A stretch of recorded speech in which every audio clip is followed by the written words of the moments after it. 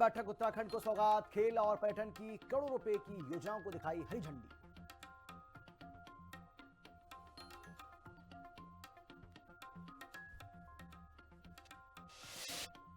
विधानसभा सत्र को लेकर उत्तराखंड में बचा सियासी घमासान, गणेश कोडियाल का हमला, कहा कांग्रेस के डर से सरकार ने छोटा किया सत्र। गदरपुर में जलोनी लकड़ी पर छिड़ी जंग, ग्रामीणों ने वन विभाग के रेंजर को घेरा, आश्वासन के बाद शांत हुआ प्रदर्शन। देहरादून में सार्वजनिक स्थानों पर हुड़दंग और नशा करने वालों के खिलाफ एक्शन, प्रेमनगर में रेड, 22 हुड़दंगी गिरफ्तार। और देहरादून में तेज रफ्तार का कहर, बीएमडब्ल्यू ने दरोगा को रौंदा, हालत गंभीर, इलाज जारी।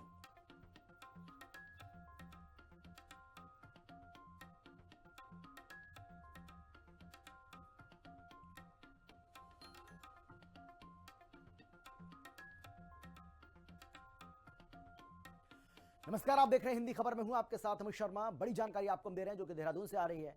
व्यय वित्त समिति की बैठक हुई है, कई विकास योजनाओं को मंजूरी दी गई है। मुख्य सचिव आनंद वर्धन ने यह बैठक की है और खेल पर्यटन की परियोजनाओं पर मुहर लगी है। गोलू देवता कॉरिडोर पर परियोजना मंजूर की गई है। आम वाला तरला में सीवरेज परियोजना को लेकर भी ये बड़ी पहल हुई है। हल्द्वानी में छात्रावास निर्माण को मंजूरी दी गई है।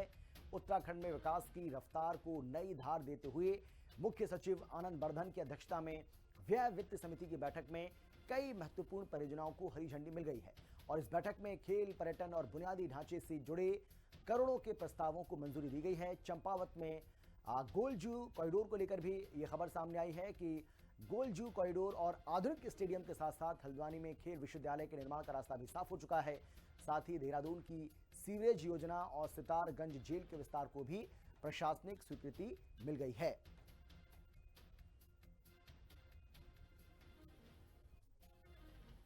तो ये बड़ी जानकारी इस वक्त की आपको हम दे रहे हैं, बड़ी खबर आपको हम बता रहे हैं। एक बार फिर से आपको हम बता दें, रेलवे की जमीन जिसको लेकर आज न्याय होने की उम्मीद की जा रही है।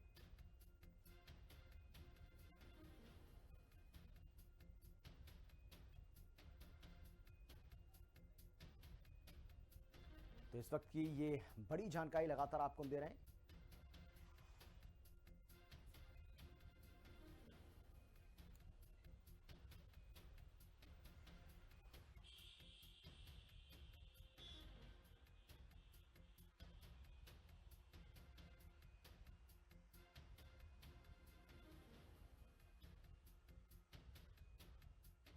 बड़ी जानकारी आपको हम दे रहे हैं। बनभूलपुरा अतिक्रमण मामले से जुड़ी इस वक्त की ये सबसे बड़ी खबर आपको हम बता रहे हैं। आज इस मामले को लेकर कोर्ट में सुनवाई होनी है। छावनी में तब्दील हुआ है हल्द्वानी। तो इस वक्त की ये बहुत बड़ी जानकारी आपको हम दे रहे हैं। चप्पे चप्पे पर फोर्स की तैनाती की गई है। 50,000 लोगों के भविष्य का फैसला आज होगा। हल्द्वानी के बनभूलपुरा रेलवे भूमि अधिग्रहण मामले में आज सुप्रीम कोर्ट में सुनवाई होने वाली है और सुनवाई पर पूरे देश की नजर टिकी हुई है। रेलवे विभाग की 30 हेक्टेयर भूमि पर बसे करीब 4,365 भवनों और 40,000 की आबादी के भविष्य का फैसला होना है। मामले की संवेदनशीलता को देखते हुए प्रशासन ने हल्द्वानी को छावनी में तब्दील कर दिया है। भारी पुलिस बल, पीएसी और आईआरबी की टुकड़ियां तैनात हैं। ड्रोन और सीसीटीवी से चप्पे चप्पे पर पैनी नजर रखी जा रही है ताकि शांति व्यवस्था कायम रहे। और हमारी संवाददाता शुभांगी भट्ट हमारे साथ जुड़ गई हैं इस खबर पर ज्यादा जानकारी और बातचीत के लिए।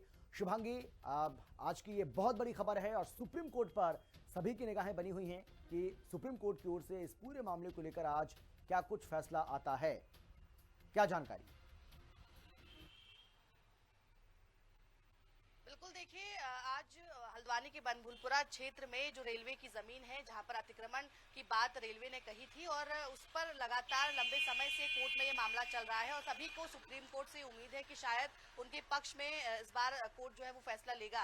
ऐसे में 50,000 से ज्यादा लोग वहां पर रहते हैं, उनके परिवारों की बात है और क्योंकि ये मामला जो है 2007 से शुरू हुआ था जहां पर रेलवे ने ये बात कही कि वहां पर 30 हेक्टेयर जमीन जो है वो रेलवे की है और ऐसे में वहां पर लोगों ने अतिक्रमण किया हुआ है। 2016 में ये मामला हाईकोर्ट में गया। हाईकोर्ट की तरफ से ये आदेश दिया गया कि वहां पर जितना भी अतिक्रमण है उसको साफ तौर पर हटा दिया जाए। लेकिन उसके बाद ये मामला फिर सुप्रीम कोर्ट पहुंचा और सुप्रीम कोर्ट के द्वारा साफ तौर पर कहा गया कि 50,000 जो लोग हैं उनको एकदम से एक झटके में हम बेघर नहीं कर सकते। तो कहीं ना कहीं ये सुनवाई लगातार इसको लेकर हो रही है और आज भी इस पर सुनवाई होनी है। तो कहीं ना कहीं जो परिवारजन वहां पर रह रहे हैं और कई सालों से रह रहे हैं, उनको ये उम्मीद है कि कोर्ट शायद आज हमारे पक्ष में फैसला लेगा। और यही कारण है कि ये जो क्षेत्र है बनभूलपुरा, ये पहले भी विवादों में रहा है। 2024 में जब यहाँ पर नगर निगम की टीम पहुंची थी अतिक्रमण हटाने के लिए, तो वहां पर लोगों ने पुलिस प्रशासन और नगर निगम की टीम पर हमला कर दिया था और बड़ा विवाद वहां पर हुआ था। इसको देखते हुए आज चूंकि बड़ी सुनवाई होनी है, बड़ा फैसला आ सकता है,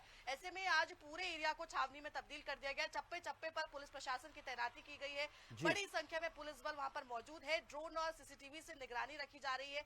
जो शरारती तत्व होते हैं उन पर खासतौर पर निगरानी रखी जा रही है। और इससे पहले 2024 में जो वहां पर हमला किया गया था, उनमें जो लोग शामिल थे उनको भी पहले ही नोटिस दे दिया गया है, ताकि किसी भी तरीके की वहां पर अव्यवस्था देखने को ना मिले, किसी भी तरीके की अराजकता वहां पर ना हो। ऐसे में पुलिस प्रशासन अपनी तरीके से मुस्तैदी के साथ वहां पर इस बार तैनात है और सभी की नजरें टिकी हुई है कि आखिर ये जो 5,000 परिवार है, 50,000 लोग जो वहां पर रह रहे हैं, इनकी किस्मत का आज फैसला क्या होता है। क्योंकि रेलवे लंबे समय से दावा कर रहा है कि 30 हेक्टेयर जमीन उनकी है और यहाँ पर अतिक्रमण किया हुआ है। ऐसे में अगर सुप्रीम कोर्ट उनके खिलाफ फैसला लेता है या हटाने की बात कहता है, तो आखिर ये 50,000 लोग कहाँ जाएंगे, ये भी अपने आप में बड़ा सवाल होता है। तो आज सभी की नजर टिकी हुई है सुप्रीम कोर्ट पर। जी, लेकिन लोगों का क्या कहना है? जो लोग इस फैसले से प्रभावित हो सकते हैं, उनका क्या कुछ कहना है? बिल्कुल, देखिए जो लोग वहां पर रह रहे हैं और कई सालों से रह रहे हैं, उनका साफ तौर पर ये कहना है कि हम कई वर्षों से यहाँ पर रह रहे हैं और ऐसे में इतने परिवारों को एक साथ हटा देना, एक झटके में उनसे घर छीन लेना, छत छीन लेना, कहीं ना कहीं उनको ये उम्मीद है कि सुप्रीम कोर्ट जो है उनके हित में फैसला लेगा। क्योंकि कई वर्षों से वो यहाँ पर रह रहे थे, कईयों की दुकानें हैं, कईयों के मकान हैं, कई लोगों का रोजगार भी चल रहा है। तो आप समझ सकते हैं कि 50,000 से ज्यादा की जब आबादी है तो कितनी बड़ी संख्या में वहाँ पर लोगों का रोजगार भी चल रहा है, लोगों के मकान भी है, लोग रह रहे हैं वहाँ पर। तो ऐसे में उनका यही कहना है कि हमें इस बार सुप्रीम कोर्ट से उम्मीद है, क्योंकि हाई कोर्ट की तरफ से तो पहले ही अतिक्रमण हटाने की बात जरूर कह दी गई थी, लेकिन सुप्रीम कोर्ट ने इन लोगों का सपोर्ट किया था और कहा था कि एक झटके में इन सभी को नहीं हटाया जा सकता है।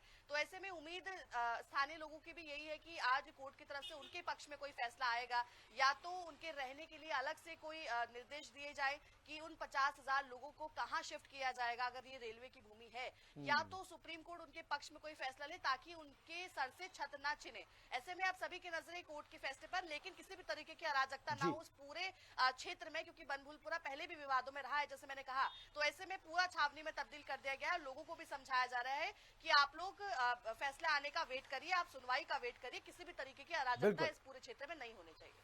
चलिए, बहुत धन्यवाद आपका शुभांगी। आप इस बड़ी खबर पर इसी तरीके से नजर बनाए रखिएगा। अपडेट के साथ एक बार फिर से आपके पास जरूर लौटेंगे, क्योंकि बनभूलपुरा ये मामला ऐसा है कि न केवल उत्तराखंड बल्कि पूरे देश की नजरें सुप्रीम कोर्ट की जो सुनवाई आज होनी है सुप्रीम कोर्ट में, उस पर बनी हुई हैं।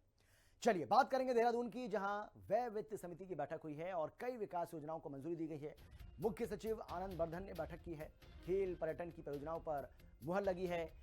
गोलू देवता कॉरिडोर परियोजना को मंजूरी दी गई है। इसके साथ ही आमवाला तरला में सीवरेज परियोजना, हल्द्वानी में छात्रावास निर्माण को मंजूरी।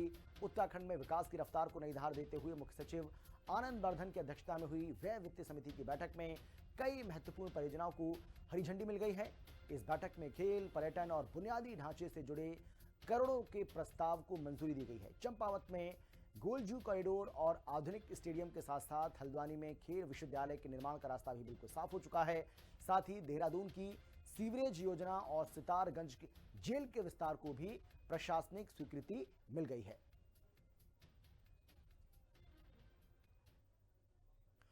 मुख्य सचिव आनंद वर्धन ने शासन स्तर पर बड़ी बैठक कर प्रदेश के विकास कार्यों की समीक्षा की। उन्होंने भराड़ीसैंण विधानसभा सत्र की तैयारियों को समय पर पूरा करने के साथ साथ वहां सुरक्षा और व्यवस्थाओं को चाक चौबंद रखने के लिए सख्त निर्देश जारी किए हैं। सरकारी कार्यालयों में अनुशासनहीनता बरतने वालों पर कड़े एक्शन की चेतावनी देते हुए उन्हें ई ऑफिस व्यवस्था को और अधिक प्रभावी बनाने पर जोर दिया। साथ ही पीएम नरेंद्र मोदी द्वारा शिलान्यास किए गए कार्यों की प्रगति की रिपोर्ट भी तलब की गई है।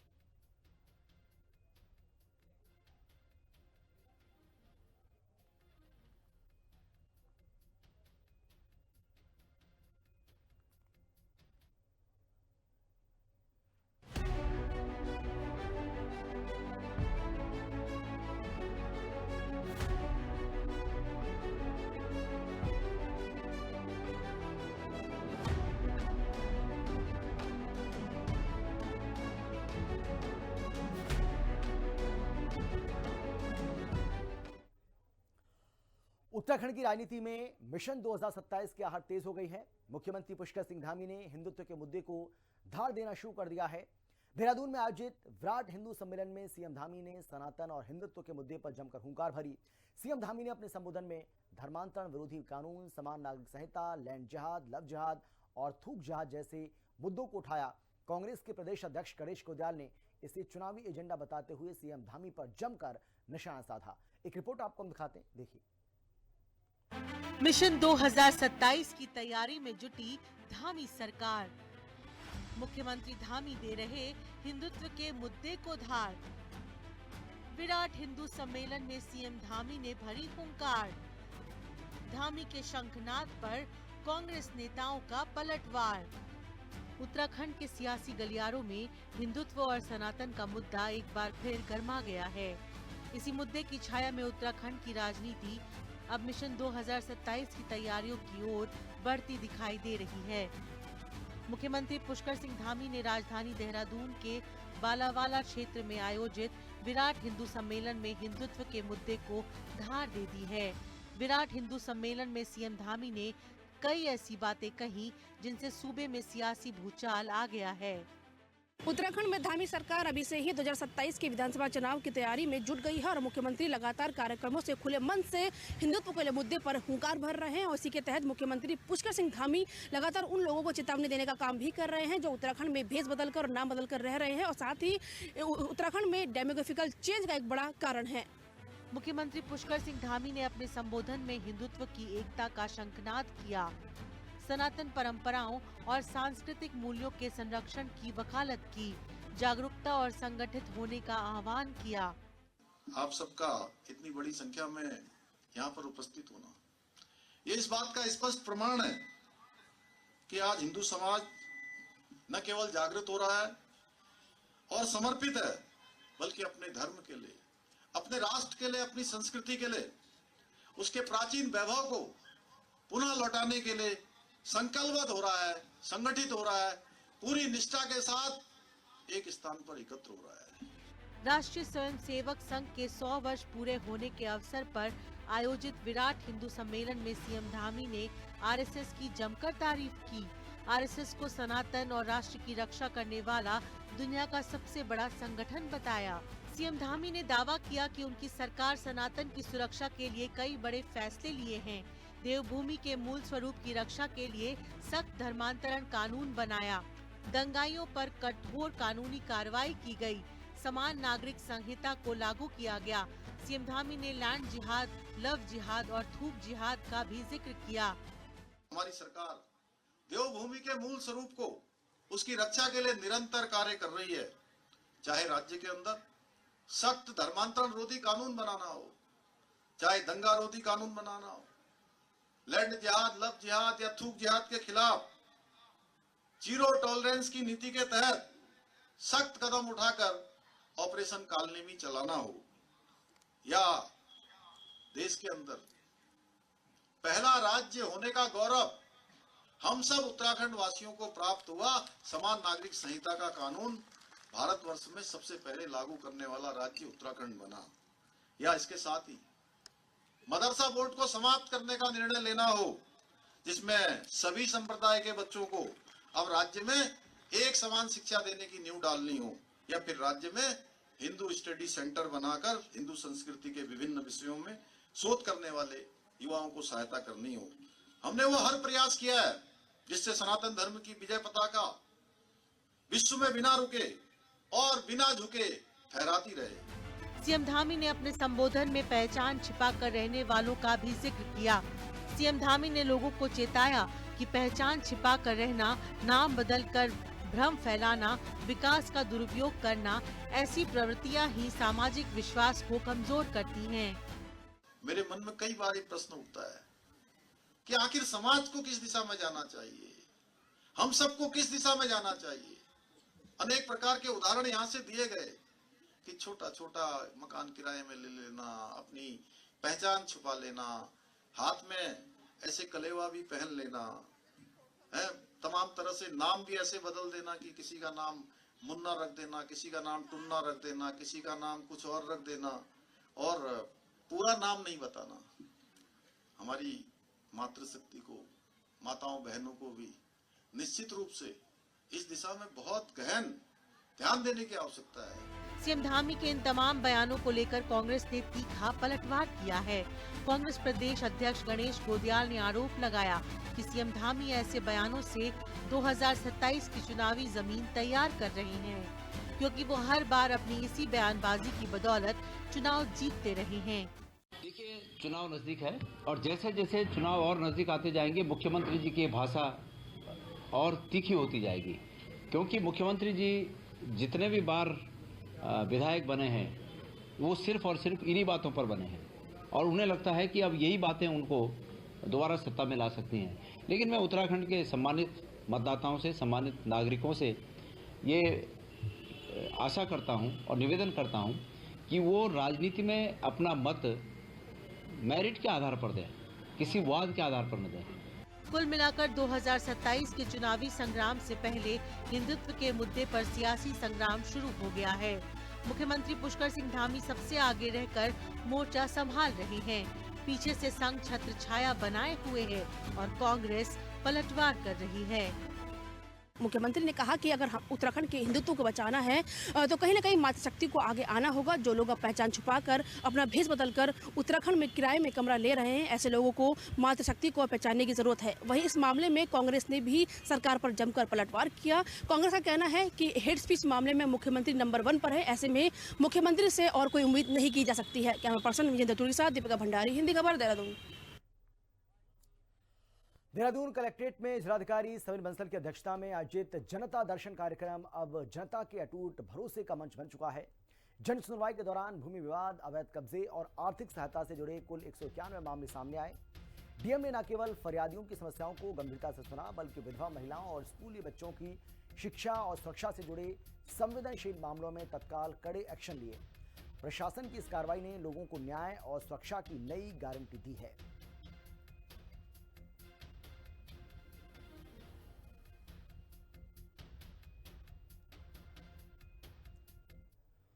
दिल्ली की सियासत के गलियारों से एक दिलचस्प तस्वीर सामने आई है, जहां कोट द्वार के जाने माने जिम ट्रेनर दीपक कुमार ने आम आदमी पार्टी के वरिष्ठ नेता और सांसद संजय सिंह से मुलाकात की। इस मुलाकात के दौरान दोनों के बीच में लंबी चर्चा हुई है, जिसके बाद राजनीतिक गलियारों में अटकलें तेज हो गई हैं। कोटद्वार के स्थानीय युवाओं में खासे लोकप्रिय दीपक कुमार की इस भेंट को भविष्य की नई राजनीतिक पारी के संकेत के तौर पर भी देखा जा रहा है।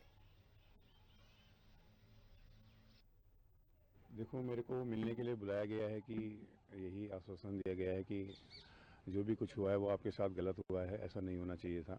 और जो आपको धमकियां मिल रही हैं, जो आपको गालियां दे रहे हैं लोग बाग, ये संगठन से जो रिलेटिव जो लोग हैं, तो ये चीज़ जो भी हो रही है वो गलत हो रही है। और मेरी फैमिली को भी यही आश्वासन दिया गया है कि आप अपना ध्यान रखिए, कोई दिक्कत वाली बात नहीं है कि आपने कोई गलत काम नहीं किया है, आपने बहुत अच्छा काम किया है, तो इसमें कोई दिक्कत वाली बात नहीं है। मैं देश के लोगों से अपील करना चाहता हूं कि इनके जैसा बनने का प्रयास कीजिए।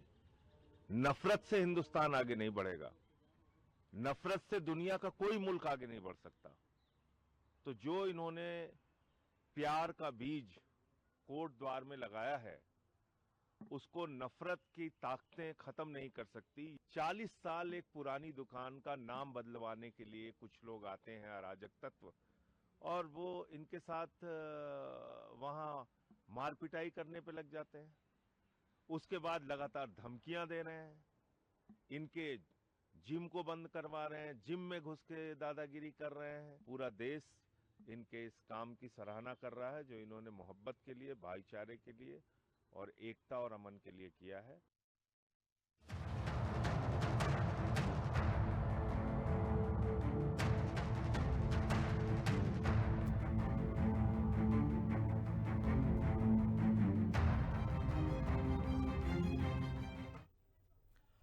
नौ मार्च से गैरसैंण में उत्तराखंड के प्रस्तावित बजट सत्र से पहले प्रदेश की सियासत गर्मा गई है।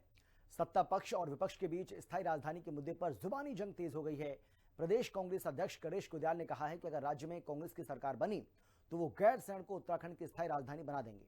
बीजेपी ने इसे मुंगेरी लाल के हसीन सपने बताया। ना कभी कांग्रेस सत्ता में आएगी और ना वो गैरसैंण को स्थायी राजधानी बना पाएगी।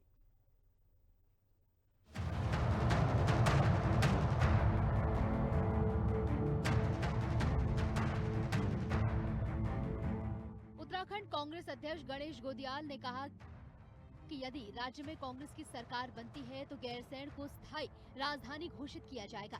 उन्होंने दावा किया कि कांग्रेस गैरसैंण को केवल प्रतीकात्मक राजधानी नहीं बल्कि पूर्ण प्रशासनिक राजधानी के रूप में विकसित करेगी। गोदियाल ने ये भी कहा कि गैरसैंण को हवाई सेवा से जोड़ा जाएगा ताकि पहाड़ी क्षेत्रों की जनता को बेहतर कनेक्टिविटी मिल सके।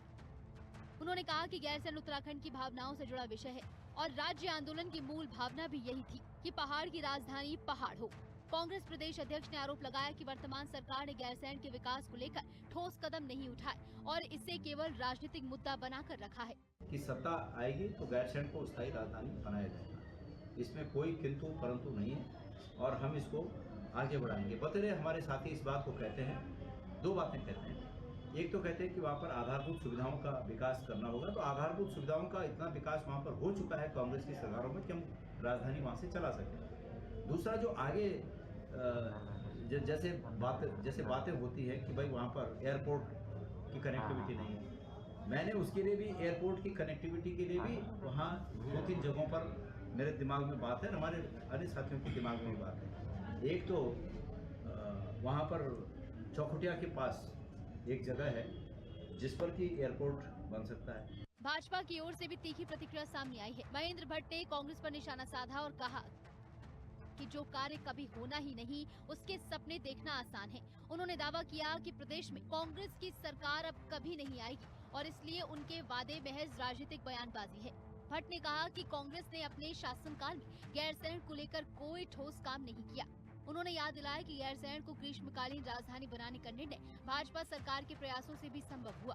भाजपा प्रदेश अध्यक्ष ने कहा कि उनकी सरकार गैरसैंण के समग्र विकास के लिए प्रतिबद्ध है और बुनियादी सुविधाओं के विस्तार पर लगातार काम कर रही है।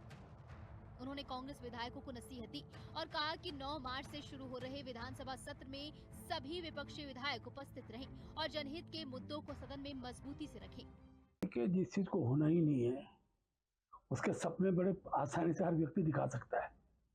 कांग्रेस सरकार कभी आनी नहीं है। गैरसैंण के बारे में वो जब सत्ता में रहे तो उनके द्वारा कोई काम हुआ नहीं। अगर वो ग्रीष्मकालीन राजधानी बनाई वो भी हमारी सरकार ने बनाई है और गैरसैंण के विकास के लिए हम लोग प्रतिबद्ध हैं, कटिबद्ध हैं। और अभी जो विधानसभा का सत्र है वो गैरसैंण के अंदर हो रहा है, उसका स्वागत करना चाहिए और कांग्रेस के विधायकों को सत्र में पहुंचना चाहिए और जन मुद्दों को लेकर वहां पर चर्चा करनी चाहिए। गैरसैंण को स्थायी राजधानी बनाए जाने का मुद्दा लंबे समय से राजनीतिक और जनभावनाओं का केंद्र रहा है। बजट सत्र से पहले इस पर छिड़ी बहस ने स्पष्ट कर दिया कि आने वाले दिनों में ये विषय राज्य की राजनीति में प्रमुख स्थान बनाए रखेगा। शुभांगी भट्ट के साथ दीपिका भंडारी, देहरादून, हिंदी खबर। फिलहाल इतना ही, छोटे से ब्रेक के बाद फौरन लौटेंगे। आप देखते रहिए हिंदी खबर, क्योंकि हिंदी खबर पर खबरों का सिलसिला लगातार जारी है। जल्द लौट रहे हैं।